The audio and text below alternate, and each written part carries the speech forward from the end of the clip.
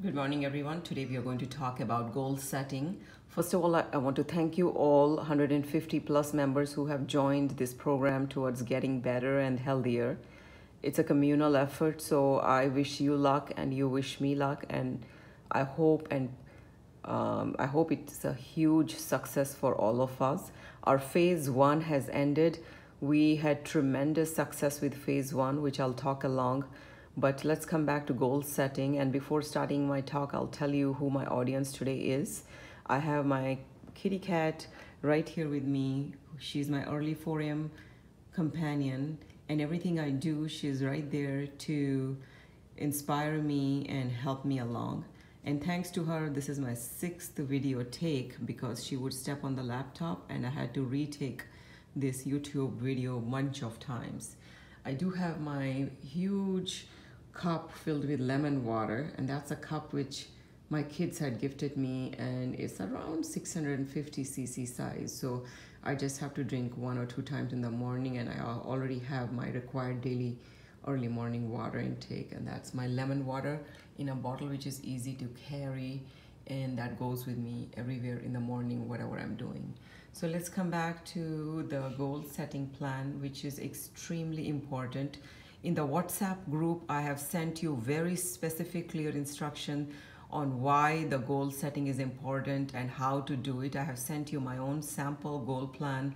Please look at it and work on your goal plan before I call you all and talk to you about your goals.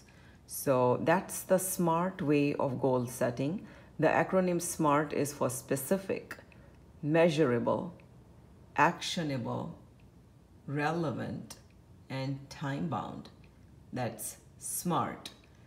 Specific is be as specific as you can get. More specific you are, the better the chances are for your goal to be successful. You cannot just say, I want to be healthy. You have to say, I have to lose 10 pounds in 6 weeks. Or you could have a different goal.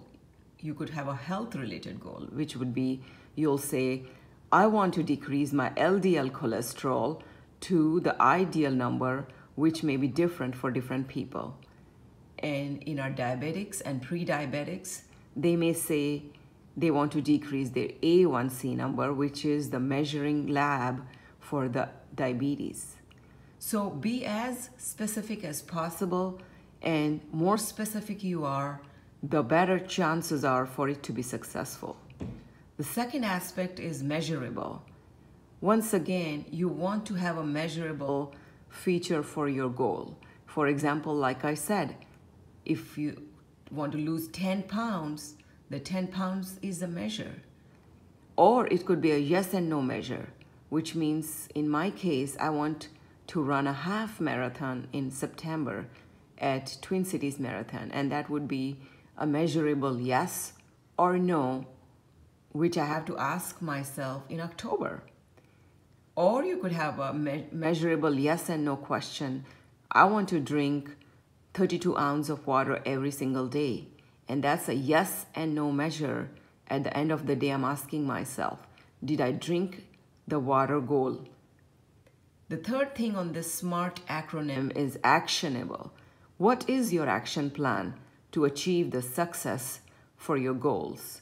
And we'll talk about that just in a minute. Next thing is relevant. It should be relevant to you. You cannot choose something which is not your goal. Your neighbor's goal or your friend's goal may not be the same goal as you. So you have to find what's relevant to you to be successful. And lastly, time-bound. Always put a time measure in your goals. Say you are saying you want to lose 10 pounds, you have to say in what time frame. And you can say, I want to lose 10 pounds in 6 weeks. So that's your time, and that's your measurable feature.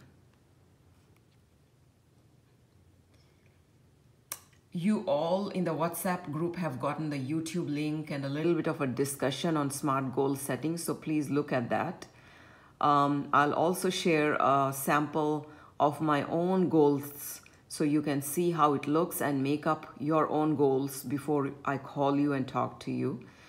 And again, be as specific and make it actionable, make it relevant, and make it time sensitive. My goal plan, I'm just going to give you a brief example of my goal plan. My weight currently is 128 pounds. I have come down from 139 pounds to 128 pounds. My BMI is around 23. My body fat index is 28%, which has come down from 38% in last year. And again, the body fat index is much slower to come down compared to pound weight. Sometimes the pound weight is actually the water weight, which comes down initially faster.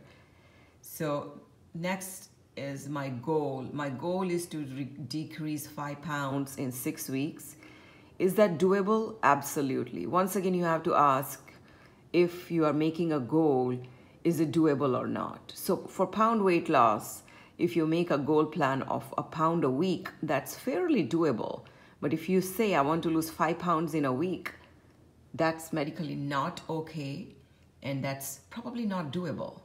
So next goal is to decrease my body fat index from 28% to 24% in 6 weeks.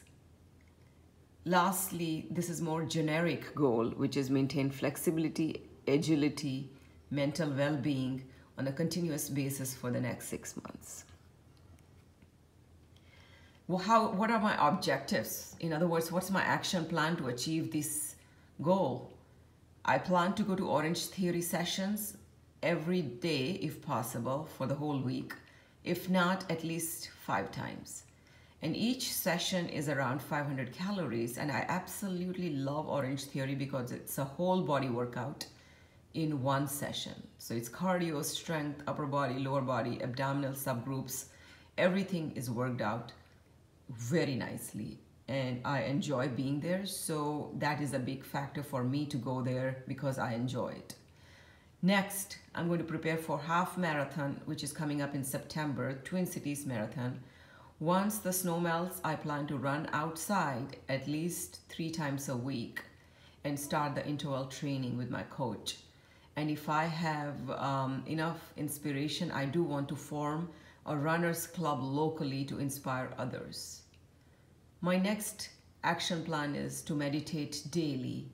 I have been meditating for last 5 months, and I have formed 28-day meditation pact with around 28 people, and it has been very successful. Next is to do daily pranayam, which is a deep breathing exercises which can be done anytime, anywhere, and to do it a couple of times throughout the day. Once again, if you do deep breathing, you're activating your parasympathetic nervous system, you're calming everything down. So this is the step 1 before you reach towards meditation. You can start practicing deep breathing and then go towards goal of meditation.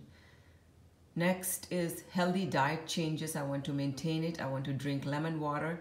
I want to eat chia seeds. I want to have desired protein intake every day. And lastly, I want to continue healthy cooking, healthy eating, healthy living, and healthy thinking. And this last, healthy thinking, is extremely important, which we'll talk in the coming weeks.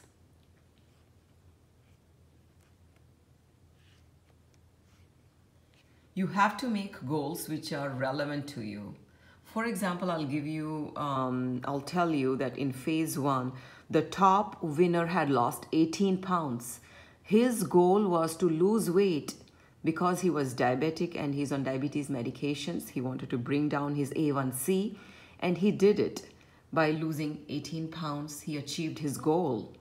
He had a very relevant goal, and that's a very important factor here. Phase 1 also had 6 members who were pre-diabetics, and they all had normal numbers at the end of the phase. There were 3 diabetics whose A1C remarkably improved, and one of them had decreased their oral hypoglycemics under supervision of their primary care physician. Phase 1 also had 7 people who were on antihypertensive medications, and their goal was to lose weight to come off of some of the blood pressure medications. And that is once again extremely relevant goal. So whatever be your relevance, you have to find out. It could be medical relevance, it could be healthcare related relevance to you. It could be aesthetic relevance. Maybe you want to get back in the dating world. Maybe you want to go to a reunion and look great. Or it could be a physical relevance, which means maybe you want to get physically fit. In my case, it's I want to run marathon in September. So I want to be physically fit. So that's my relevance to my goals. Stronger the relevance, the better the chances are you're going to stick to your goal and you'll be successful. Lastly, you should have a vision board. You should write it down. You should declare it to your friends and family so they're all supportive of your goal. And you should lastly follow the instructions on visualization and affirmation where you're seeing yourself being successful. You're training your mind and subconscious brain to reach towards that success of your goals. Our next talk will be why the goals fail, and we'll talk more about this.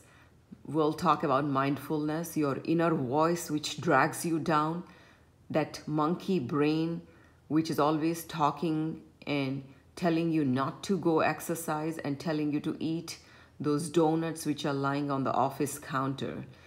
Mind is extremely complex phenomena, and I absolutely love this topic. It's very complex but very relevant to how one can successfully diet or be successful in their goals. It's a neurolimbic system, there is amygdala, there is neuroplasticity. Yes, this is all medical jargon, but we'll break it down so you understand, learn, and be successful. Training your mind is first part towards achieving all your goals, whether it's dieting, whether it's weight watching, whether it's wellness. So stay put for our upcoming video. Please subscribe, and we will talk about our next goal, why the goals fail topic. And I'm once again happy to tell there are 150 people locally and internationally joined this program. I welcome you all new members. I'll get to know you personally, and thank you for putting your faith in me. Thanks.